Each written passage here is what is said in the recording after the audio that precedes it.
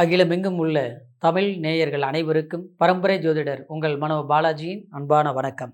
சிம்மராசி அன்பர்களுக்கு ராகு கேது இந்த கடைசி கட்டம் அப்படின்னா இந்த ஒரு 3 மாதம் டிசம்பர் 5ஆம் தேதி வரைக்கும் உங்களுடைய ராசிக்கு பிரம்மாண்டமான யோகங்களை கொடுக்கக்கூடியது ராகு கேது தான். சில தோஷங்களை கொடுக்கக்கூடியதும் ராகு கேது தான். ஆனால் உங்களுடைய ராசி ஜென்மத்திலேயே கேது சஞ்சாரம் பண்ணிட்டு இருக்கிறாரு. 7ஆம் பாவகத்தில் ராகு பகவான் சஞ்சாரம் பண்ணிட்டு இருக்கிறாரு. இந்த காலகட்டம் உங்களுடைய ராசிக்கு எப்பேற்பட்ட ஒரு மாற்றமான பலன்கள் கொடுக்க போகுது. அதே மாதிரி நம்ம எதிர்பார்க்கக்கூடிய காரியங்களை அப்படின்னா நம்ம எதிர்பார்த்துட்டு இருக்கக்கூடிய சில நல்ல விஷயங்கள் நமக்கு எந்த அளவுக்கு சக்ஸஸ்ஃபுல்லான ஒரு காலமாக இருக்க போகுது அப்படிங்கிறத பற்றி தாங்க இந்த பதிவில் இப்போ நம்ம தெளிவாக பார்க்க போகிறோமுங்க. ஃபஸ்ட் டைம் பார்க்குறவங்களா இருந்தீங்கன்னா சப்ஸ்கிரைப் பண்ணி பெல் பட்டன் அழுத்தி ஆல் ஆப்ஷன் கொடுங்க. சிம்மம் சூரியனுடைய ஆதிக்கம் பெற்றவர்கள் தான் சிம்ம ராசிக்காரர். இந்த சிம்ம ராசிக்காரர் தனிமையில் இருந்தால் கூட தனக்கு சாதகமான சில திறமைகளால் எதையும் சாதிக்கக்கூடிய ஒரு வல்லமை கொண்டவங்க தான் இந்த சிம்மராசிக்காரர். இந்த சிம்மராசிக்காரருக்கு கோபம் அதிகமாக இருக்கும், ஆனால் அதில் நேர்மை அதிகமாக இருக்கும். அதே மாதிரி யாரையும் நம்பி வாழணுங்கிற ஒரு அவசியம் தனக்கு இருக்காது. முடிஞ்ச வரைக்கும் மற்றவங்களுக்கு உதவி செய்து வாழக்கூடியவங்க சிம்மராசிக்காரர்.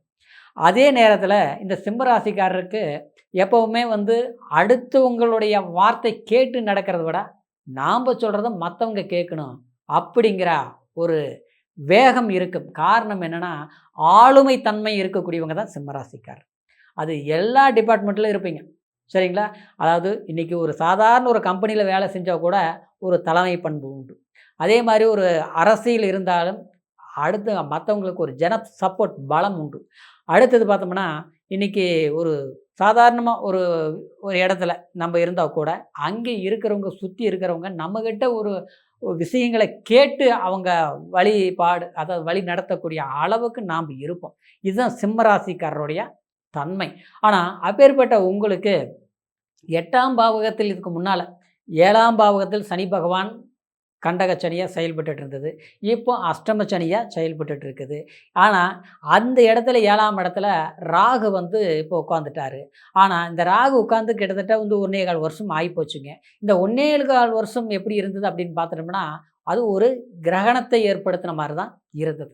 காரணம் என்னென்னா கூட்டாளிகள்னால சில பிரச்சனைகள்.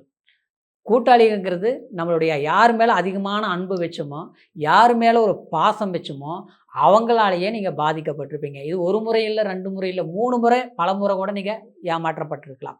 அதே மாதிரி சில வாழ்க்கை சம்மந்தப்பட்ட ரீதியிலேயே கூட திருமணம் சம்மந்தப்பட்ட ரீதியிலேயே கூட சிலருக்கு திருமணம் ஆகாதவங்களுக்கு தாமதப்படுத்தியிருக்கும், தடைகள் ஏற்பட்டிருக்கும். சிலருக்கு டக்குன்னு வந்ததுங்க, கண்ணு மூடி கண்ணு திறக்கிறதுக்குள்ளே எல்லாமே ஓகேங்கிற அளவுக்கு ஆச்சு. ஆனால் கல்யாணம் பண்ணதுலேருந்து பார்த்தோம்னா ஒரே போராட்டமாக போயிட்டுருக்கு. சேர்ந்து வாழவும் முடியல, இன்றைக்கி பிரிஞ்சு போகவும் முடியல அப்படிங்கிற ஒரு நிலைப்பாடு சிலருக்கு ஏற்பட்டிருக்கும், சரிங்களா? அதே நேரத்தில் குழப்பங்கள் தெளிவாயிட்டோம், நாம் தெளிவாயிட்டோம். ஆனால் நாம் யாரை நம்பணுமோ அவங்க பண்ணுற குழப்பம் நம்மளை அதிலிருந்து ரிலீஃப் ஆக முடியல, விடுதலை ஆக முடியல அப்படிங்கிற ஒரு சூழ்நிலை எல்லாமே இந்த 1.25 வருஷமாக. அடுத்தது பார்த்தோம்னா அதுக்கு முன்னாலேயும் பார்த்தோம்னா அவ்வளோ ஒரு நமக்கு கிளியராக இருந்தது இல்லை. கிட்டத்தட்ட ஒரு 3.5 வருஷமாகவே சில சிரமங்களை நீங்கள் அனுபவிச்சுட்டு தான் இருக்கிறீங்க. ஆனால் இந்த 1.25 வருஷம் ரொம்ப கடுமையான சில போராட்டங்களை சந்திச்சிருப்பீங்க. அதற்கு காரணம் சில கிரக பாதிப்புகள் இருந்தாலும், பெயர்ச்சிகள் காரணமாக இருந்தாலும், இந்த சூழ்நிலையிலிருந்து ராகு கடைசி கட்டத்தில் நமக்கு என்ன செய்ய போகிறார் அப்படின்னா இதிலிருந்து மீண்டு வந்துருமா அப்படின்னா சில பிரார்த்தனைகள் பண்ணும்போது தெளிவு கிடைக்கும் அப்படிங்கிறது தான் இதனுடைய பலன்கள், சரிங்களா? இந்த நேரத்தில் நம்ம என்ன செய்யணும் அப்படிங்கிற போது கண்டிப்பாக இந்த ராகுங்கிறது ராகு கேது ஜென்மத்தில் கேது 7ஆம் இடத்துல ராகு, இது ஒரு தோஷத்துக்கு சமமான பாதிப்பு. அப்போ இந்த நேரத்தில் கூட்டு சம்மந்தப்பட்ட முயற்சிகள் எடுக்கக்கூடாது. கூட்டாளிகள்னால பாதகங்கள் மட்டும்தான் நடக்கும், சாதகங்கள் நடக்காது. இன்னொரு விதத்தில் பார்த்தோம்னா கணவன் மனைவி சம்மந்தப்பட்ட உறவு ரீதியிலையும் சில கவனங்கள் தேவை, சரிங்களா? நமக்கு மனசுக்கு பட்டது ரைட்டுனா ஓப்பனாக சொல்லிடுவோம், தப்புனாலும் தட்டி கேட்டுருவோம். அதனாலேயே சில பிரச்சனைகள் வரும், தேவையில்லாத மனக்குழப்பங்கள் உருவாக்கும். புரிஞ்சுக்கிட்டவங்களே நம்மளை விட்டு தள்ளி போவாங்க, காரணத்தை கேட்டாலும் சொல்ல மாட்டாங்க, சொல்ல வாய்ப்பும் கொடுக்க மாட்டாங்க. இது நடக்கும். அப்போ இந்த நேரத்தில் பொறுமை மட்டும்தான் நமக்கு சரியான ஒரு தீர்வாக இருக்கும். அவசரப்படக்கூடாது. சில வழக்குகள் ஏற்படக்கூடிய அளவுக்கு உருவாகியிருக்கும். சிலருக்கு வந்து அந்த வழக்குகள் வந்து தள்ளி போயிட்டே இருக்கும். ஆனா, இந்த கடைசி கட்டம்ங்கிறதுனால சில வழக்குகள் முடிவுக்கு வரும். சரிங்களா? அடுத்தது பார்த்தோம்னா, முதல் வாழ்க்கை சம்மந்தப்பட்ட ரீதியில திருமண பந்தங்கள்ல சில பிரச்சனைகள் கொடுத்து உங்களுக்கு மறு வாழ்க்கை யோகத்த குடுக்குமா? அப்படின்னா, கண்டிப்பா இன்னொரு மாதம் அப்படின்னா, அதாவது அக்டோபர் மாதத்தில சில நன்மைகள் ஏன்னா ராகு கடைசி இறுதி கட்ட நேரத்தில சில நன்மைகள் உருவாகும். ஆனா, அது உங்களுடைய நேரடி தொடர்பா இருக்கணும். சரிங்களா? அவங்க ஒண்ணு நல்லது பண்ணுவாங்க. இவங்க நமக்கு நல்லது பண்ணுவாங்க. அவங்க மூலியத்தில நம்பி நம்ம ஏதாவது ஒரு விஷயத்த ஒப்படைச்சோம்னா சரியா இருக்கும் அப்படின்னு நெனச்சு, அதாவது 3வது மனிதர்கள நம்புறதுனால பிரச்சனைகள் வருத்தம் தவிர, அந்த பிரச்சனைகள் தீர்வுக்கு வராது. அதனால கண்டிப்பா உங்களுடைய நேரடி முயற்சிகள் உங்களுக்கு சாதகமா இருக்கும். அப்புறம் பார்த்தோம்னா, படிக்கக்கூடிய மாணவி, மாணவர்களுக்கு கண்டிப்பா கல்வி ரீதியில கொஞ்சம் கவன குறைபாடுகள் இருக்கும். நல்லா விழுந்து விழுந்து படிக்கிறோம். அதாவது நைட்டு பூரா படிக்கிறோம். கடைசில பார்த்தோம்னா எக்ஸாம் எழுதும்போது சரியா ஞாபக மறதியா இருக்குது. நமக்கு வந்து எல்லாம் தெரிஞ்ச மாரியே இருக்குது. கடைசில பார்த்தா அது புரிய மாட்டேங்குது. அப்படிங்கிறது சூழ்நிலைகள் எல்லாமே கொஞ்சம் இந்த காலகட்டத்தில கடந்த காலத்தில இருந்திருக்கும். ஆனா இந்த கடைசி இந்த ராகு, கேது பெயர்ச்சிக்கு முன்னால பார்த்தோம்னா, அதாவது அந்த படிப்பில கொஞ்சம் முன்னேற்றம் கிடைக்கும். ஏன்னா 12ஆம் பாவகத்தில் இருக்கக்கூடிய குரு பகவானாலயும், அடுத்தது பார்த்தோம்னா, வீடு குடுத்த ராகுக்கு வீடு குடுத்த அதாவது சனி பகவான் கரெக்ட்டா நம்மளுடைய ராசிக்கு 8ஆம் பாவகத்தில் இருந்து இருக்கக்கூடிய ஒரு பொசிஷனாலயும், கண்டிப்பா உங்களுக்கு வந்து ஒரு படிப்பில ஒரு இம்ப்ரூவ்மென்ட் உங்களுக்கு தெரியும். சரிங்களா? அடுத்தது பார்த்தோம்னா, பிரயாணங்கள். பிரயாணங்கள் அப்படின்னா, கொஞ்சம் பண்ணி இடம் மாறலாம்னு நெனச்சுட்டு இருப்போம். அது மாரி மாறலாமா? அப்படின்னா, இந்த நேரத்தில் மாற்றங்கள் பண்றது அவ்வளோ சிறப்பா இருக்காதுங்க. கொஞ்சம் இன்னும் ஒரு 3 1/2 மாசம் இருக்கக்கூடிய இடம், அதே மாரி வேலையே ஒரு இடத்துல பிடிக்கலனாலும் சரி, அந்த இடத்துலயே இருந்து கொஞ்சம் அப்படியே சமாளிக்கிறது புத்திசாலித்தனமா இருக்குங்க. புதிய எதிர்பார்ப்புகள் அப்படின்னு நமக்கு வந்து ஒரு பண வரவு எதிர்பார்த்துட்ருப்போம். கண்டிப்பா அந்த மாரி விஷயங்கள் வந்து சேரும். ஒரு லோன் போட்டு ஒரு வீடு கட்டலாமா? ஒரு புதிய ஒரு வீடு வாங்கலாமா? அப்படிங்கிற முயற்சிகள் வந்து எடுத்திருப்போம். அது பார்த்தோம்னா தாமதமாகி தள்ளி தள்ளியே போயிட்டு இருந்திருக்கும். ஆனா இந்த கடைசி கட்டத்தில வீடு கட்டுற யோகம் எல்லாத்த விட ஒரு லோன் எதிர்பார்த்தாலும் கிடைக்கக்கூடிய ஒரு வாய்ப்புகள், அதிகமான ஒரு கடன் வட்டிக்கு கடன் வாங்கி இருக்கக்கூடிய சூழ்நிலை இருந்து, அந்த இடத்துல வந்து பணத்த கட்டிட்டு ஏதாவது ஒரு கொஞ்சம் குறைந்த வட்டியில் ஏதாவது கிடைக்குமா? அப்படின்னு எதிர்பார்ப்போம். ஒரு பிசினஸ்க்காக நீங்க ஒரு முதலீடு போடுறதுக்காக ஒரு கடனை எதிர்பார்த்துட்டு இருப்பீங்க. கிடைக்காமலே இருந்தது பார்த்தீங்களா? அந்த மாரி வாய்ப்புகள் அதாவது ஒரு பண வரவு ஏதோ ஒரு வழியில உங்களுக்கு கிடைக்கக்கூடிய ஒரு சந்தர்ப்பங்கள் உருவாகும். அது திடீர் ஒரு பழக்கவழக்கத்தில ஒரு மனிதர்களால ஒருத்தர் வந்து நமக்கு ஒரு அன்பான ஒரு ரீதியில பழகிட்டு இருந்தோம். ஆனா அவங்க வந்து ஒரு பிரிவு சந்திச்சுட்டோம். அதனால வந்து நமக்கு ஆக வேண்டிய வேலை ஆகாமல் போயிருச்சு. அப்படின்னு சில விஷயங்கள் எல்லாமே தாமத நிலைப்பாடுகள் வந்தது எல்லாமே சரிப்படுத்தக்கூடிய ஒரு காலகட்டம் உருவாகும். இந்த ராகு, கேதுங்கிறது ஒரு கிரானம் சம்மந்தப்பட்டது. ஆச்சுங்களா?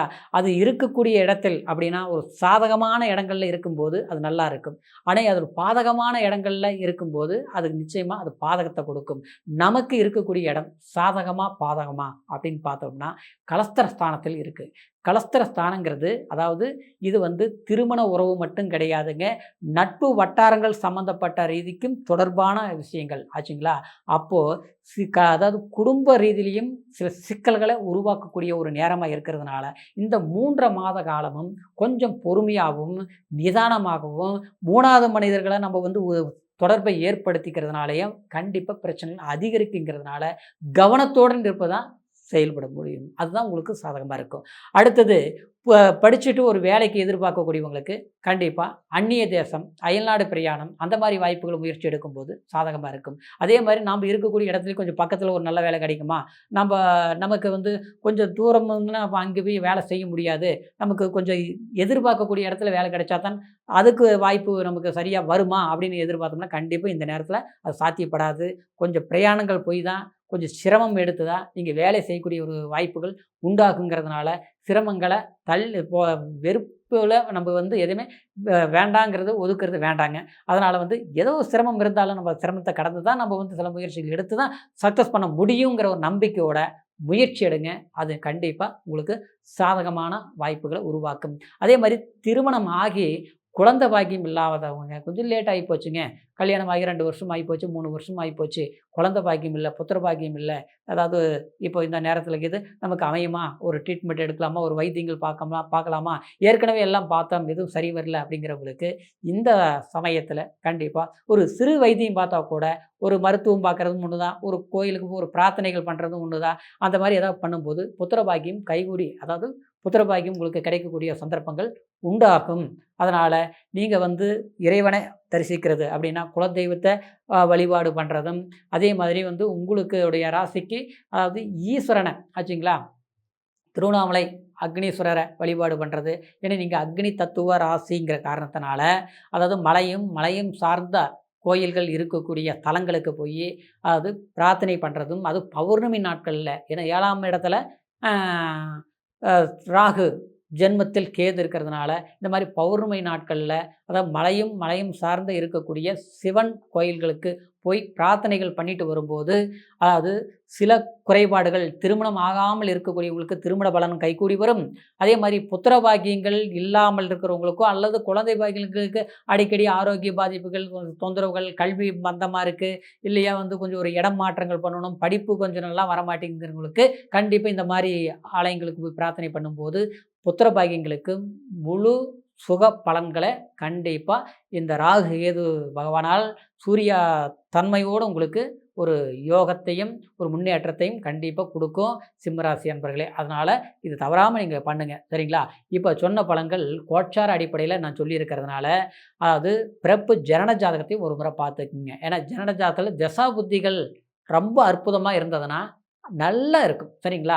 அதே தசா புத்தியும் கொஞ்சம் பலவீனமா இருந்ததுன்னு வச்சுங்களேன், அதாவது இந்த ராகு, கேது தன்மையோட இன்னும் நமக்கு வந்து பலவீனங்கள் இருக்கிறதுனால, அப்போ நம்ம எது செய்யலாம், செய்யக்கூடாது அப்படிங்கிறது பிறப்பு ஜனன ஜாதகத்த வச்சு தான் நம்ம தீர்மானிக்க முடியும். அதனால உங்களுடைய ஜாதகத்த இதுவரைக்கும் பார்க்காமல் இருந்து, நம்மகிட்ட பார்க்கணும்னு நெனச்சீங்கன்னா, கீழ இருக்கிற நம்பருக்கு ஃபோன் பண்ணி, உங்களுடைய date of birth, time, place இது மட்டும் சொல்லுங்க. அதே நேரத்தில உங்களுடைய எது செய்யலாம், எந்த மாரி காலகட்டத்தில உங்களுக்கு சக்சஸ்ஃபுல்லான காலம் இப்போ இருக்கா, என்ன ஏது அப்படிங்கிற ஒரு முழுமையான பலன்கள கேட்டு தெரிஞ்சுக்கிட்டு, அதுக்குண்டான முயற்சிகள் எடுங்க. கண்டிப்பா வாழ்க்கையில அற்புதமான வளர்ச்சிகள் இருக்கும். அப்படிங்கிறதுனால, சிம்மராசி அன்பர்கள் மீண்டும் அடுத்த பதிவில சந்திக்கும் வரைக்கும் நன்றி. வணக்கம்.